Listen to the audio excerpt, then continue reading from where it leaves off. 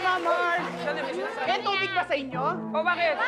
Bakit walang pumapatak sa gripo namin? Ay, ewan ko. Problema yan! Nako, nako. Friendship, dumaan na ba yung pagpuputol? Nakabayad na ba kayo? Nako!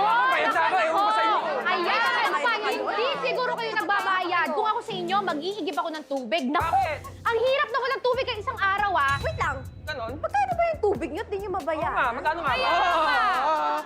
Mura lang ang bill namin. Magkano? Wala pang 500. Oh, ayun, kaloka naman. Diba? Hindi na lang. Dahil kay Mang Eduardo, umabot ng 30,000. 30,000? Dahil nag-leak yung kanyang tubo ng bayan. So, ganito yun, guys. Lumaki na lumaki yung bill ng tubig niya. Hindi niya na kayang bayaran. Pero wait lang. Yun na nga yung problem. Kaya nga nandito ngayon, humihingi ng payong kapatid, kina Kuya Alan at Ate Pia. Oh. Parang ang binigay lang kasing palugit sa kanila, ilang buwan lang para magbayad. Eh, hindi naman nila kaya. Parang ang nire-request nila, at least 1 year sana. Paano niya? 1 year? Napakalaki naman! Grabe naman yung 1 year. Pwede ba yun? Eh, ito, boy. 1 year, pwede po ba yun? Abay, masasagot natin yan dahil narito po ngayon para humingi po ng payong kapatid kay Ate Pia at Kuya Alan. Narito po si Mang Eduardo. Mang Eduardo, welcome to Cayetano in Action with DA. Magandang gabi at maraming salamat po sa iyong pagdalaw. Magandang gabi din po. Lagi ko po kayong pinapanood eh. Maraming salamat. Mang Eduardo, Ate Pia, Kuya Alan. Welcome po. Magandang gabi ho. Kuya Alan, Ate Pia, saka si Tito Boy. Ang mag-i-story na ho. Oo, nakakagulat. Kaya kwento mo ngayon detalye. Ano yung nangyari? Eh kasi ho, noong last year, 2023, month of June, nagpunta ho doon yung nag-reading ng Nawasa. Ngayon ho, sinabi ho sa amin na nag-reading, Kuya, may leak yung ano nyo, mahigit 20. Eh hindi ho namin kako alam yan. Kasi siyempre, nagtiwala kami doon sa nagiging bill namin dati na 300 lang. O kaya 400, ganon. Tapos nung ano ho, pumunta ako dyan sa BGC, doon ho sa office nila. Humingi kami ng favor, kung pwede. Sabi namin, Sir, pwede ho ba kami humingi ng favor na mga 1 year? Babayaran namin. Sabi niya, hindi pwede. Kaya nung pag gano'n, ang sabi sa amin, kalahati ang idadaw nyo. Tapos, 3 months to pay. Sabi namin, sabi ho namin, sir, hindi namin ho kaya yan. Wala na ho akong trabaho. Yung anak ko, rider lang. Tapos ho, ako, pensionado, pero 5,000 lang. Ngayon, sabi ko, bumibili pa ho kami ng gamot ko. Saka yun nung pagkain namin mag-ama. Dahil namatay yung misis ko, cancer, 2021. Hindi ho sila pumayag. Kasi yun daw ang patakaran ngayon. Kung babayaran ko po na within 3 months, tapos kalahati ang idawdon ko, hindi ho namin kaya yan. Tapos ho, pumasok ho yung nakikipag-usap sa akin, doon sa, ewan ko, manager nila yung kinausap, sabi hanggang 6 months lang. Sabi ko, sir, malaki pa rin kako. Sabi kong ganun. Kaya, baka naman pwedeng 1 year. Hindi ho sila pumayag. Tapos ho, mga November ho yata yun, sabi ho ng kolektor nila, kung ayaw niyong mahatak yung metro nyo, magbigay na lang kayo. Sa kagustuhan namin na hindi kami mawala ng tubig, nagbigay kami na 1,000. Tapos itong susunod na buwan, humingi naman 2,000. Ang huli yung nahingi sa amin, 500. Dahil sabi nga ho namin, wala kaming pera. Sabi kong ganun. Kaya yun, natigil ho yun. Umabot ng 29,000 yung bill namin. So, himayin natin, Kuya. Magkano yung normal yung bill nung tubig? Ngayon ho, kasi hindi pa ho namin napapaayos, maabot na ng 8 o kaya 900, ganun. Kasi may leak pa ho eh. Pinapatay na lang ho namin pagka nakapag-ipon na kami ng tubig. Hindi po. Dati po, dati, Magkano binabayaran niyo ho? 300 lang po eh. Tapos biglang naging mahigit 20. Oo. Simulan natin doon ha, kasi ate tinanong ko, eto mga practical to, no? Not necessarily sa batas ito. Kasi di ba, pagdating sa batas, ang tandaan natin parate, ang batas is about rights and obligation. So, eto ay contractual obligations, no? Ibig sabihin, may kontrata kayo, may meeting of the minds. So, yung kumpanya nagsusupply ng tubig, supplyan kita ng tubig, ikaw naman, babayaran mo yung supply. So, syempre, wala naman sa usapan nyo, paano kung may leak? Sino magbabayad niyan?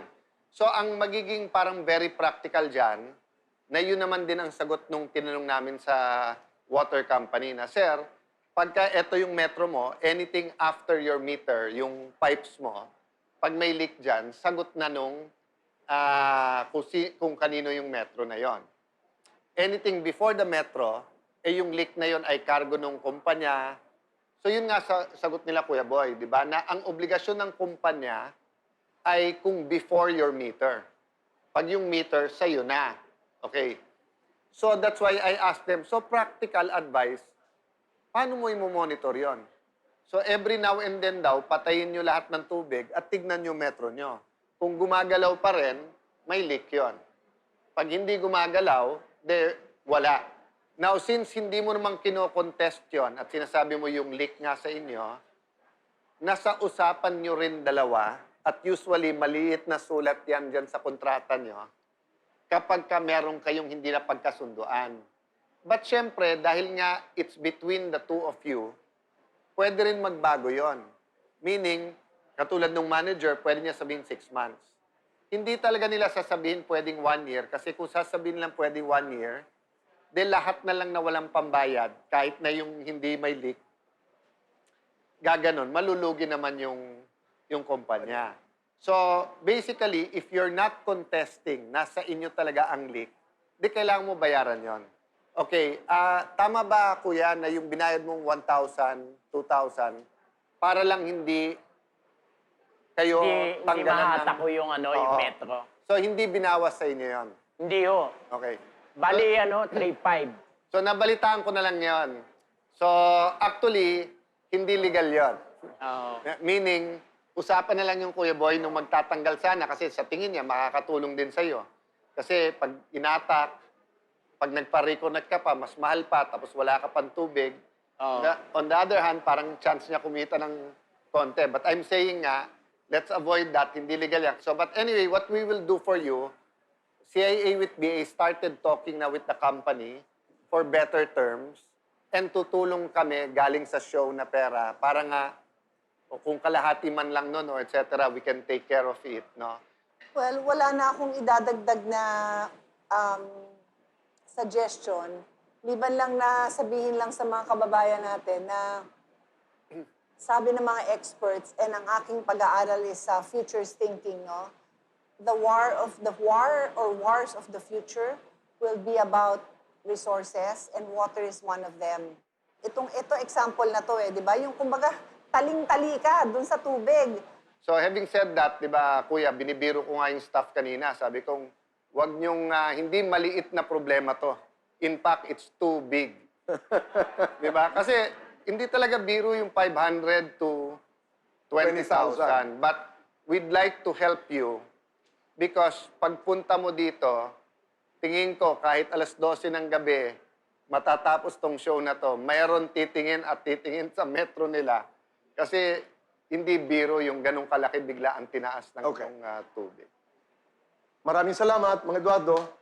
Salamat din po. Katulad ng narinig nyo kay Kuya Alan, Ate Pia, tutulong ang CIA, ang Kaitanen Action, sa dalawang level, doon sa bayarin at doon sa pakikinegotiate, ika nga. Pero sa iyong tiwala at sa iyong pagsuporta at panunood ng ating programa tuwing linggo, maraming salamat. At sa lahat ng ating mga kababayan na may mga concern, na may mga problema, na sa palagay ninyo ay mabibigyang tugon o di kayo mapapag-usapan ho natin dito sa Kaitanen Action, huwag po kayong mag-atubili na sumulat, mag-comment sa mga comment section po ng ating social media platforms at magkwekwentuhan tayo. dito sa CIA with BA. Sa ating pagbabalik ay ito ho yung isa sa pinaka-paborito kong portion ng ating programa. Ate Pia, Kuya Alan, yes or no? Yan po ay sa pagbabalik na...